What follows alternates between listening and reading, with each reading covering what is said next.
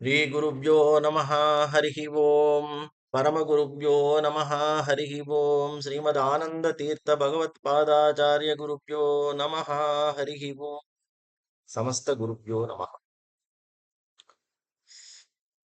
ಹರೇ ಶ್ರೀನಿವಾಸ. ನಾವು ನಿತ್ಯದಲ್ಲಿ ಗೋದಾನ ಮಾಡಿದರೆ ಅನಂತ ಪುಣ್ಯ ಇದೆ ಅಂತ ಹರಿವಂಶದಲ್ಲಿ ನಮಗೆ ತಿಳಿಸಿದ್ದಾರೆ. ನಿತ್ಯವೂ ಹೇಗೆ ಗೋದಾನ ಮಾಡೋಕ್ಕಾಗತ್ತೆ? ಅದು ಕಷ್ಟದ ವಿಷಯ. ನಿತ್ಯವೂ ಆಕಳನ್ನು ಖರೀದಿ ಮಾಡಿ ದಾನ ಕೊಡೋದೆಲ್ಲ ತುಂಬಾ ಕಷ್ಟವಾದ ವಿಷಯ. ಅದರ ಮಹಾರಾಜರು ಆ ಕಾಲದಲ್ಲಿ ಮಾಡ್ತಾ ಇದ್ರು.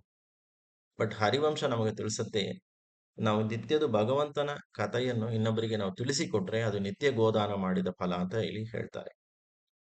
ಅದಕ್ಕೆ ನಾವೇನ್ ಮಾಡ್ಬೇಕು? ಗೋ ಅಂತ ಹೇಳಿದ್ರೆ ಸಂಸ್ಕೃತದಲ್ಲಿ ವೇದ ಅಂತ ಅರ್ಥ. ಆ ವೇದ ಶಾಸ್ತ್ರ ಪುರಾಣ ಇತಿಹಾಸಗಳಲ್ಲಿ ಬಂದಂತಹ ಭಗವಂತನ ಗುಣಚಿಂತನೆಯನ್ನು ನಾವು ನಿತ್ಯವೂ ಆದಷ್ಟು ಶ್ರವಣ ಮಾಡಿ ಅದನ್ನು ತಿಳಿದು ಮತ್ತೆ ಇನ್ನೊಬ್ಬರಿಗೆ ನಾವು ಅದನ್ನು ತಿಳಿಸಿಕೊಡ್ಬೇಕು.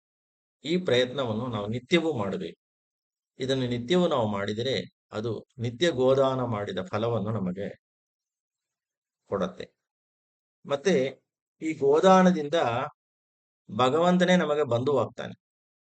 ಅದನ್ನು ಹರಿವಂಶ ನಮಗೆ ಚೆನ್ನಾಗಿ ತಿಳಿಸಿಕೊಡುತ್ತೆ.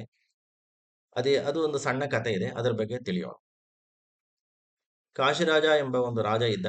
ಆ ರಾಜನ ಹೆಂಡತಿ ಗರ್ಭವತಿ ಆದಳು. ಅವನು ತುಂಬಾ ಧರ್ಮಿಷ್ಠ, ಆಚಾರ ವಿಚಾರ ಉಳ್ಳವನಾಗಿದ್ದ.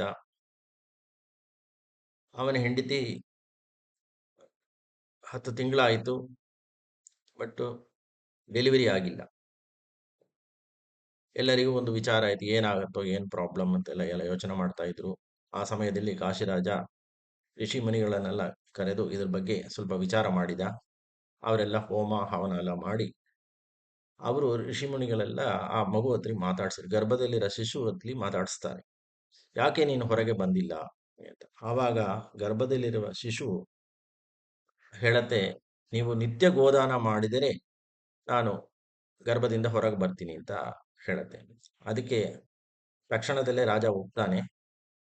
ಆ ಕೂಸು ಡೆಲಿವರಿ ಆಗತ್ತೆ. ಆ ಮಗುವಿಗೆ ಗಾಂಧಿನಿ ಅಂತ ಹೆಸರಿಟ್ಟು ಚೆನ್ನಾಗಿ ಅದನ್ನು ಬೆಳೆಸ್ತಾನೆ. ಹೇಳಿದಂತೆ ನಿತ್ಯವೂ ಆ ಹೆಣ್ಣುಮಗಳು ಗೋದಾನ ಮಾಡುತ್ತಾಳೆ, ಭಗವಂತನ ಕಥಾಶ್ರವಣ ಮಾಡುತ್ತಾಳೆ. ಭಗವಂತನ ಪೂಜೆ ವಿಚಾರಗಳಲ್ಲಿ ಸತತವಾಗಿ ಅವಳು ತೊಡಗಿರ್ತಾಳೆ. ಆ ಪುಣ್ಯದ ಫಲವಾಗಿ ಕಾಶಿರಾಜ ಅವಳನ್ನು ಶಬಲ್ಕರು ಎಂಬ ಒಂದು ಮಹರ್ಷಿಗೆ ಮದುವೆ ಮಾಡಿಕೊಡ್ತಾನೆ. ಅವರ ಮಗನಾಗಿ ಬಂದವರೇ ಅಕ್ರೂರರು.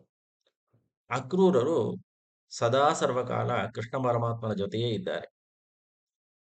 ಒಂದ್ಸಲಿ ಅವರು ರಥದಲ್ಲಿ ಹೋಗುವಾಗ ಸಂಧ್ಯಾಕಾಲ ಆದಾಗ ಸಂಧ್ಯಾವಂದನೆ ಮಾಡೋದಕ್ಕೋಸ್ಕರ ಅಕ್ರೂರ ನದಿಯಲ್ಲಿ ಮುಳುಗಿ ಏಳೋವಳೆಗೆ ಕೃಷ್ಣ ಪರಮಾತ್ಮ ತನ್ನ ದಿವ್ಯ ದರ್ಶನವನ್ನು ಅಕ್ರೂರಿಗೆ ತೋರಿಸ್ತಾರೆ.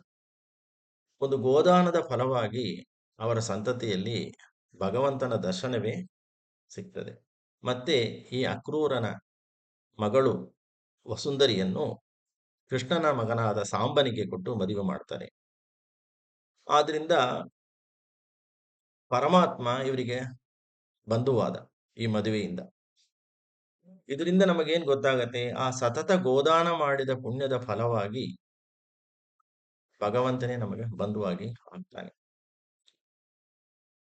ಇನ್ನೊಂದು ರೀತಿಯಲ್ಲಿ ಹೇಳೋದಿದ್ರೆ, ಈ ಸತತ ಗೋದಾನ ನಮ್ಮಿಂದ ಮಾಡಕ್ಕಾಗಲ್ಲ. ಮಹಾರಾಜರು ಆ ಕಾಲದಲ್ಲಿ ಮಾಡ್ತಾ ಇದ್ರು. ನಾವೇನ್ ಮಾಡಬೇಕು? ನಿತ್ಯವೂ ಭಗವಂತನ ಕಥಾಶ್ರವಣವನ್ನು ನಿತ್ಯವೂ ಶ್ರವಣ ಮಾಡಬೇಕು. ಭಗವಂತನ ಗುಣಚಿಂತನೆ ಮಾಡಬೇಕು.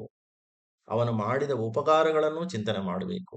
ಮತ್ತೆ ನಮಗೆ ತಿಳಿದ ವಿಷಯವನ್ನು ಅಲ್ಪ ಸ್ವಲ್ಪವಾದರೂ ಪರವಾಗಿಲ್ಲ, ಇನ್ನೊಬ್ಬರಿಗೆ ನಿತ್ಯವೂ ತಿಳಿಸುವ ಒಂದು ಸಣ್ಣ ಪ್ರಯತ್ನವನ್ನು ನಾವು ಮಾಡಬೇಕು.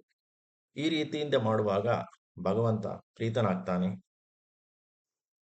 ನಮಗೆ ಭಗವಂತ ಬಂಧುವಾಗ್ತಾನೆ, ಮೋಕ್ಷವನ್ನು ಕೊಡ್ತಾನೆ. ನಾವೆಲ್ಲರೂ ಇದಕ್ಕೆ ಪ್ರಯತ್ನ ಮಾಡೋಣ. ಶ್ರೀ ಕೃಷ್ಣಾರ್ಪಣಮಸ್ತು.